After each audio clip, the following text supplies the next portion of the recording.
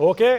अब शीतल जी, आपकी क्या राय है विनेश फोगाट को इस तरह ओलंपिक खेलने के बाद सीधे आकर चुनाव में या चुनाव प्रचार में उतरना चाहिए क्या?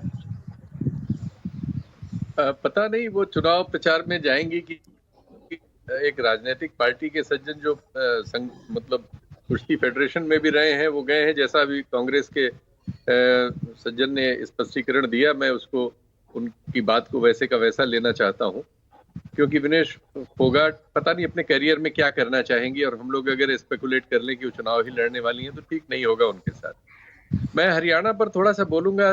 संजू जी की बात काफी ठीक है, लेकिन उसमें एक थोड़ा सा त्रुटि है। एक तो 1.5% का फर्क रहा है लोकसभा चुनाव में दोनों के बीच। 1.5% कांग्रेस को एडवांटेज है, कांग्रेस और आप मिलके। और 12% की गिरावट है 19 के चुनाव से लेके और इस चुनाव में जो अभी 24 में हुआ है। 12% बीजेपी का वोट गिरा है करीब। ये बहुत महत्वपूर्ण है, इतनी बड़ी गिरावट हुई है उनके वोट प्रतिशत में।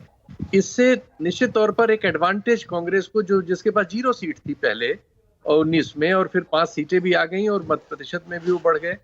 इसके बाद हम इसको विधानसभा वार देखते हैं तो करीब 46 सीटों पर ये जो गठबंधन था ये आगे रहा है। 42 पर कांग्रेस और 4 पर आम आदमी पार्टी। सीटों पर बीजेपी आगे रही। ये तो तथ्य है जो हमारे सामने है। अब ये 3-4 महीने बाद अब जो कुछ हो रहा है, इसमें क्या वातावरण बन रहा है, आपने एक सर्वेक्षण बताया है, लेकिन जैसा संजय भाई ने कहा और बहुत ठीक ही कहा कि मेथोडोलॉजी नहीं पता हो, मत प्रतिशत वगैरह नहीं पता हो, तो उसके बारे में कुछ बहुत कह पाना मुश्किल होता है। और ये उम्मीद की जाती कि ये सब पता हो तो फिर उसके बारे में कुछ कहा जा सके। तो मुझे लगता है कि हरियाणा में कुल मिला के बहुत ही करीब मुकाबला रहा है अभी तक, और 3-4 महीनों में कोई बहुत बदलाव हो गया हो ऐसी उम्मीद करना तो ठीक नहीं होगा। अब चुनाव शुरू हो रहा है, देखते हैं। वैसे वहां जो मतदान हुआ था पिछला, उसमें एक और संकेत था कि ये अर्बन वर्सेस रूरल था।